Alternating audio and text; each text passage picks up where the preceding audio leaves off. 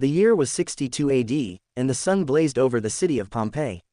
The streets were alive with merchants shouting their prices, children running barefoot, and the smell of bread drifting from the bakeries.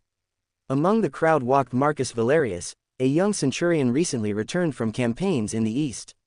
His bronze helmet shone in the sunlight, though his eyes carried the weight of battle.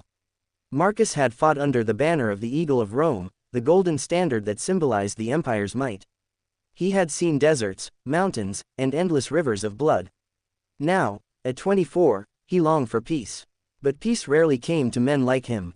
As he walked through the bustling forum, he heard the sound of a familiar voice. "Marcus, you live, after all," cried Lucius, his childhood friend, now a scholar and scribe. The two embraced. "You were gone for years," Lucius said. "I thought the Parthians had swallowed you." "Almost," Marcus replied with a faint smile. "But Rome does not fall so easily." They sat together beneath the shade of a marble statue of Jupiter. Lucius asked about the war, but Marcus hesitated. Memories of spears clashing, comrades dying, and the screams of enemies haunted him. Instead, he changed the subject. "Tell me of Pompeii. Has much changed?" Lucius laughed. "Only the same old corruption, the same old games. The magistrates grow fat, the gladiators grow famous, and the people cheer while the gods watch from above." Marcus's gaze shifted to the distant Mount Vesuvius, its peak shrouded in thin smoke. He thought little of it. Many said the mountain breathed as the gods pleased. The gladiators' challenge. That evening, Lucius convinced Marcus to join him at the amphitheater. The crowds roared as gladiators fought for honor and survival. Blood stained the sand. Among them was a towering man named Aquila, known as the Wolf. Aquila spotted Marcus in the stands. Raising his sword, he shouted, "A soldier of Rome, will you not test your courage in the arena?" The crowd erupted with cheers. Marcus shook his head. "I fought enough wars." But the crowd chanted louder, "Fight! Fight! Fight!" Lucius whispered, "If you refuse, they will call you a coward." Marcus sighed. Honor was a cruel master. Slowly, he descended into the arena. A wooden practice sword was thrown to him. The duel began. Aquila charged like a lion, but Marcus's training guided his movements. He dodged, parried, and struck with precision. The crowd gasped as he disarmed the gladiator with a swift strike. Instead of finishing him, Marcus dropped his weapon. "The fight is over," he declared. The arena fell silent, then thundered with applause.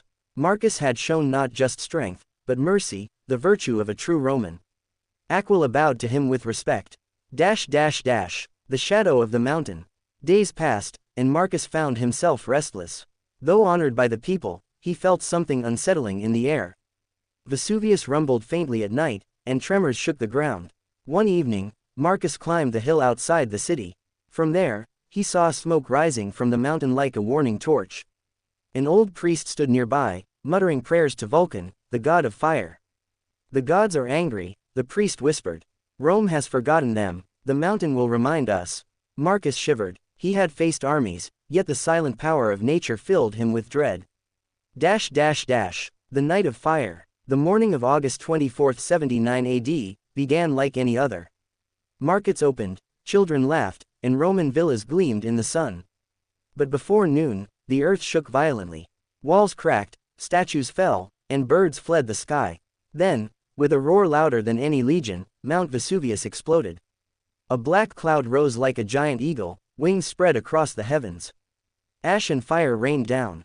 People screamed and ran through the streets. Marcus grabbed Lucius by the arm. "We must flee to the harbor."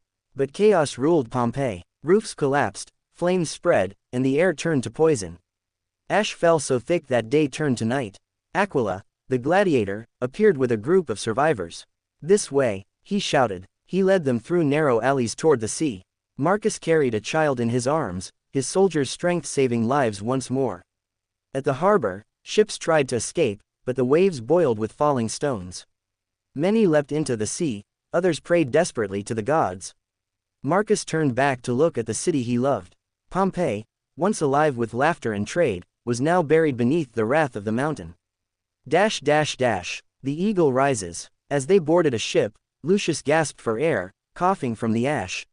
"Is this the end of Rome?" Marcus shook his head, gripping the golden pendant of an eagle he wore around his neck. "No, Rome endures. Empires may fall, cities may burn, but the spirit of Rome lives on.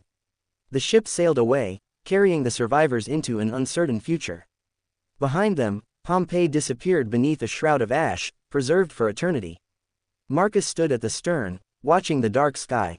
He was no longer just a soldier or a survivor, he was a witness to history, a man who had seen both the glory and the fragility of Rome.